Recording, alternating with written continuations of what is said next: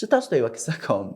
یو نفر و زه د مقریانو نه راتلم، زما یو کراچۍ لرله ده، کله به یې توریان خرڅول، کله کچالو فلان بستان. یو ورځ ورسره کېناستم، زه به هغه سره ډېر کېناستم د جمعې په ورځ. وویل ډاکټر صاحب مور و پلار مې راته وایي چې زوړ شوي، خلک در پورې خاندي، کراچۍ ده، بزنس تجارت دې صحیح نه کېږي، راشه یوه کوژده درته وکړو. زه وایم که کوژده وکړم خو ما خو کور ته عاید نه لرم، نو دا کوژده به څنګه وشي؟ مال مور و پلار در باندې فشار راوړي، توکل په خدای. نو زه څه ووایم؟ سبا ته راغی ډاکټر صاحب ما کوژده وکړه. ولې؟ مور و پلار فشار و. اوکې صحیح ده. په بله ورځ 6 میاشتې تېرې شوې، ډاکټر صاحب که یو څو پیسې قرض لري، یو څه م قرض ورکړه، سړي واده وکړه.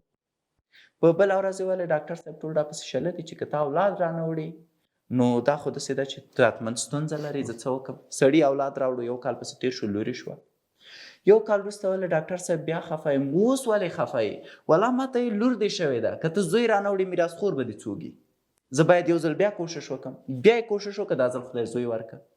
د هغې نه وروسته سړي خوشحاله ورځ ونه لیده چې هره ورځ به ورتلم، ژړل به یې، هره ورځ ورتلم، فشار لاندې و.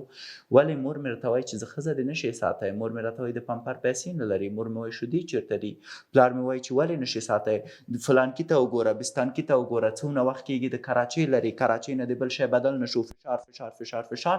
سهار راپورته شو، جمعې ورځ ته وایي یو چا ځان وژنه کړې. چا ځان وژنه کړې؟ هماغه هلک چې کراچۍ یې درلوده، د ترکاري فروشۍ. ورغلو، پړی یې راخیستی او خودکشي کړې وه.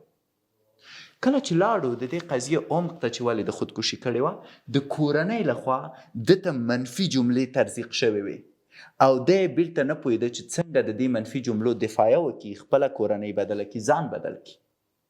کله چې مور و پلار سره کېناستم او زه ډېر زیات په غوسه وم مور و پلار ته یې. مور و پلار یې اصلا ملامته نه و په دې قضیه کې. د تعجب خبره دا ده چې مور و پلار یې ملامته نه وه. پوهېږي؟ مور یې 7 خالګانې درلودې، کوم چې زه هم 7 خالګانې لرم. دا 7 خالګانې راتلې، د دې غوږونه به یې ډکول.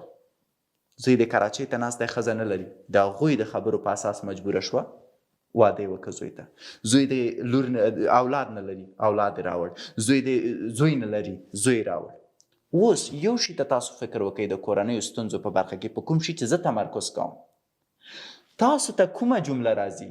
د کوم ځای نه راځي؟ مثبته ده که منفي؟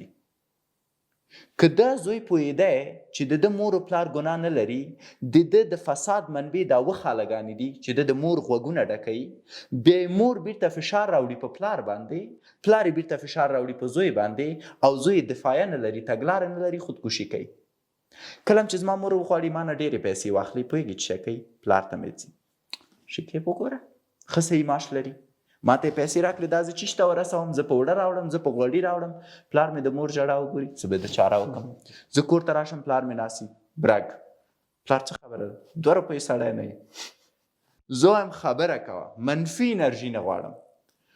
کني د موږ د پښتنو عادت دا دی چې اول د پلار باید تا بیا به کې یو جنګ وشي، ته د کور نه وځې، بیا وروسته د هغې موضوع منه. پلار واضح خبره کوه، د مور د 10,000 روپۍ په کار دي، واخه ولې جنګ کوي؟ خو تا د مور داسې وکړم، 3 ساعته یې وژړل، وروسته د هغې ما ته ویلې چې زما پیسې په کار دي.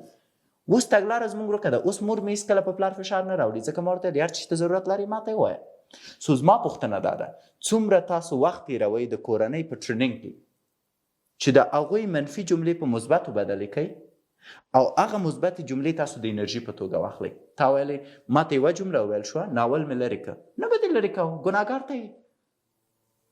ته داسې یو محیط کې ناستې خبرې کوي. آیا تا ته زمینه مساعده شوې چې مور و پلار دې راولي دې محیط ته دا خبرې واوري؟ ډېری خلک په خپل مویندو پلرونو شرمېږي. زه په کوم دفتر کې چې کار کوم، موږ یو غټ هال درلود، یو محفل و. ما مې خپل پلار راوسته هلته، په هغې محفل کې کنسرت و، یوه جینۍ وه سندرې ویلې. هغه مې ویلې تا داسې وکړم، دفتر کې دې ښځې ګډېږي. هغه محیط داسې دی، ته باید عادت شي. اوس ما پلار ما درک کوی شي، ځکه شرایط بدل دي. زه 2020 کال کې یم، زه په رسنیو کې کار کوم. ولې مې درک کوی شي؟ چې ما مې پلار خپل راوړ. تاسو کې ناستو خلکو کې یو څوک ما ته وایي چا مو خپل پلار راوړی دلته، خپل محیط د کار ته، تر څو وګوري چې ستاسو زوی چیرته دی، په کوم محیط کې دی، په کوم شرایطو کې دی. د دې پوښتنو سره زه خپله موضوع پرېږدم چې دا پوښتنې باید ځواب شي تر څو ته ورسېږي خپل حل لارې ته. موږ همیشه د یوې سکې 2 مخه باید وګورو.